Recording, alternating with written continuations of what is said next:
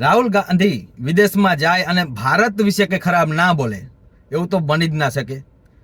એટલે જેવા ન્યૂઝ આવ્યા કે BMW કારની જે એમનું કારખાનું છે ત્યાં રાહુલ ગાંધી ગયા, એટલે પછી મેં લાવો કે સર્ચ તો કરવી ભાઈ સાહેબ શું કીધું.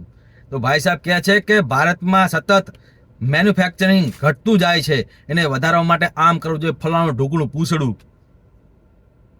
આ માણસ ક્યારેય ભારતનું ક્યાંય પણ સારું નથી બોલી શકતો.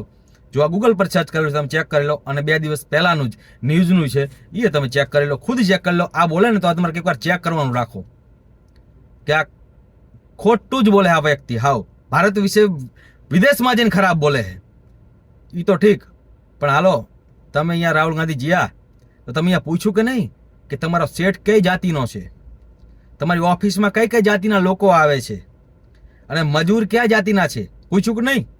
કેમ કે અહીંયા તો બહુ પૂછો હો ને, જાઓ અહીંયા બધા લોકોને જાતિઓમાં અંદર ભડકાઈને બજાડવાનું જ કામ કરો હો કે જોવો આનું શોષણ કરી રહી છે આ જાતિ, કે મેઇન ઓફિસોમાં આ શેઠ છે અને શેઠોમાં બધા આ જાતિવાળા છે ને આવી રીતે કરતા હોય છે ને. ત્યાં પૂછ્યું કે નહીં કઈ જાતિવાળા શેઠ છે ને બધી પૂછો ને, ખબર પડે.